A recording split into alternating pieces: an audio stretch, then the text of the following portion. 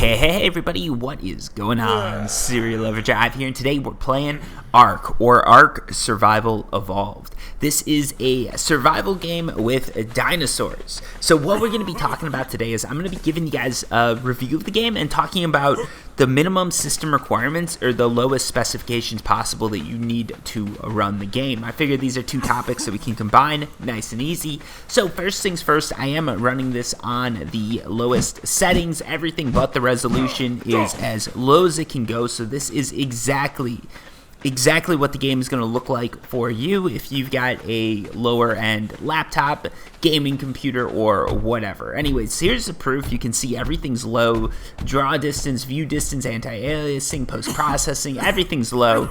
The proof's right there. Now, as far as the minimum system requirements, the official minimum system requirements are a 2 gigahertz or higher dual-core CPU. That's probably pretty good. They want 4 gigs of RAM. They want a DirectX 11 compatible GPU with 1 gig of video RAM, and that's about it. Now, what I'd recommend is you probably want to be working with a computer that's no older than like 3 years. You probably want, I'd say, at least 8 gigs of RAM. 4 gigs is pretty low, especially if you're running Windows 10 or something like that. And graphics card wise, you probably want like a Radeon 400 series graphics card or a NVIDIA 900 series graphics card. And that's sort of like the minimum system requirements that I'd recommend. You can run lower than that. You're just going to have a hard time doing it. And since Ark is a survival game where you're playing against other players and stuff like that, you probably want to have the best system possible to play the game, just because any lag or anything like that could really cost you. Now let's get into the game and like actually what it is and the graphics and everything like this. This is actually a very confusing game in my opinion. You just spawn into the world and you got all this stuff you can do. You've got to punch trees to get wood. You've got to pick plants to get berries, and then you can give those berries to dinosaurs and tame them and ride dinosaurs around. It's a cool concept. I really like the concept, but honestly, like the graphics, the movement, everything like that, it just doesn't feel as nice or as flowing as a lot of the other games out there. If you play a game like Rust or SCUM, it's going to feel a lot more, the movement feels a lot more natural, whereas here it almost feels like I'm running around on the moon, right? Like your character jumps, he jumps way too high. Your character runs, he's running super fast, and you're like taming dinosaurs. It's a crazy world. I can see, like, if this is a game that you like, if you're really like into the whole taming aspect and dinosaurs and all of that, this is going to be a really cool game because there's nothing else like it. But if you're not too big on it like me, it's going to feel a little weird. Like punching the tree just feels wrong, and the fact that like when I jump way too high. Like I've killed myself a million times because I'm running and I jump.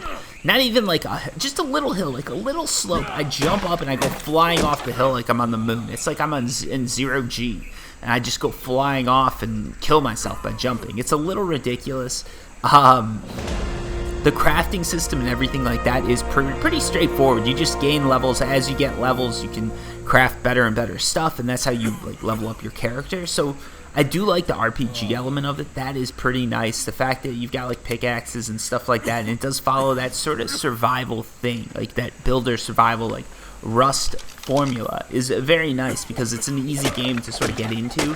The dinosaur taming part does get a little hard, but the basics of it are you've got to tranquilize a dinosaur and then feed it berries, and after a while you do tame that dinosaur, and then you can use those dinosaurs to farm stuff. Overall, the game it's a really interesting game. I love the concept. It's just probably not something I'm going to be coming back to. Right now, though, the game you can get it on Xbox Game Pass, which is for the PC. It's in beta right now.